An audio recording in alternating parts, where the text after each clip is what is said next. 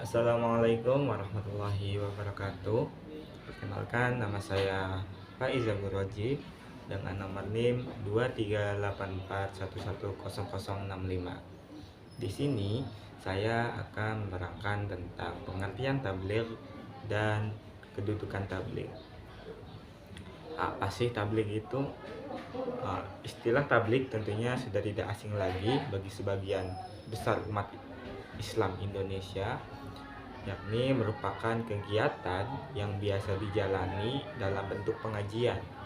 Biasanya diadakan ketika Isra Mi'raj, Tahun Baru Besar Islam, dan lain-lain. Tapi perlu kalian ketahui bahwasanya apa sih tabligh itu? Nah, di sini kalian bisa melihat slide atau kata konsep yang telah saya bikin, bahwasanya pengertian tabligh itu terbagi menjadi dua. Yang pertama itu menurut bahasa. Menurut bahasa, tabligh itu artinya penyampaian atau menyampaikan. Karena tabligh berasal dari kata balagho yubalighu, artinya menyampaikan.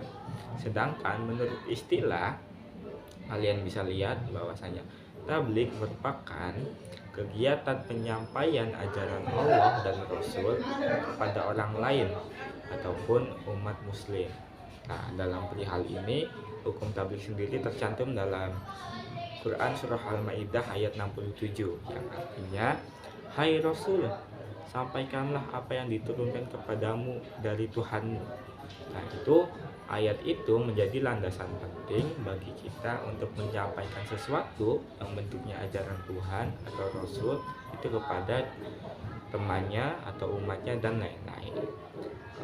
Selain itu juga tertulis dalam ayat Quran surah Al-Ahzab ayat 39, yaitu yang artinya yaitu orang-orang yang telah menyampaikan risalah-risalah Allah, mereka takut akan kepadanya, serta mereka tiada merasa takut kepada seorang selain kepada Allah, dan cukuplah Allah sebagai pembuat perhitungan.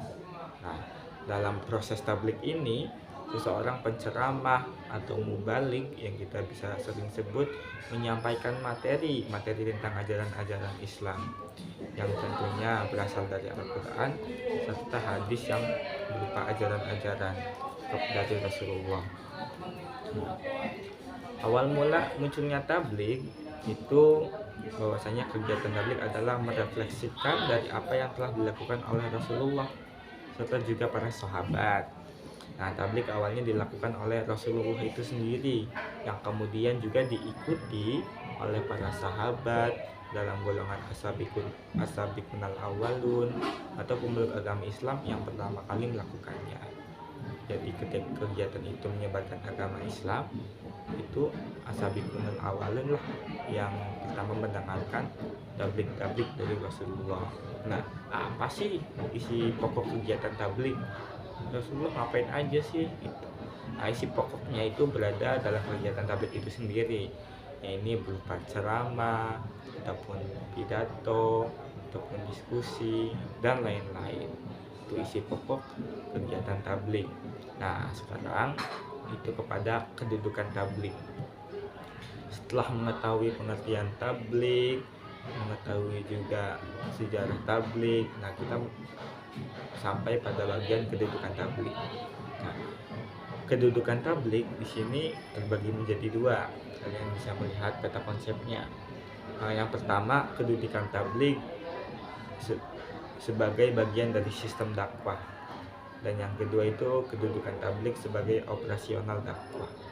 Maksudnya gimana kedudukan tabligh sebagai bagian dari sistem dakwah? Ini maksudnya adalah tabligh itu memiliki beberapa unsur dakwah yang memuat dalam komponen unsur tabligh tersebut.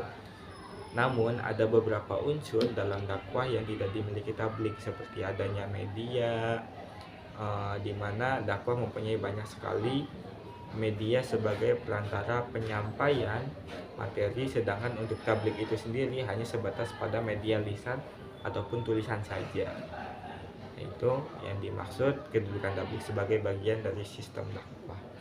Yang kedua itu kedudukan tabligh sebagai operasional dakwah. Artinya apa? Artinya adalah di mana ajaran Islam tidak dapat diraih dengan hanya didengar, dipahami, dibaca, dan dilihat.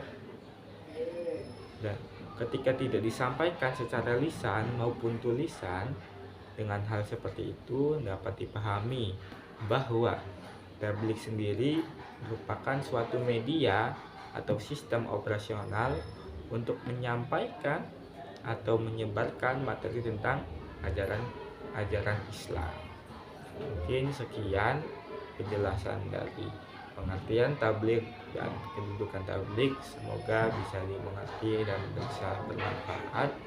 Saya Faizal Rojib, minta maaf atas segala kekurangannya. Assalamualaikum warahmatullahi wabarakatuh.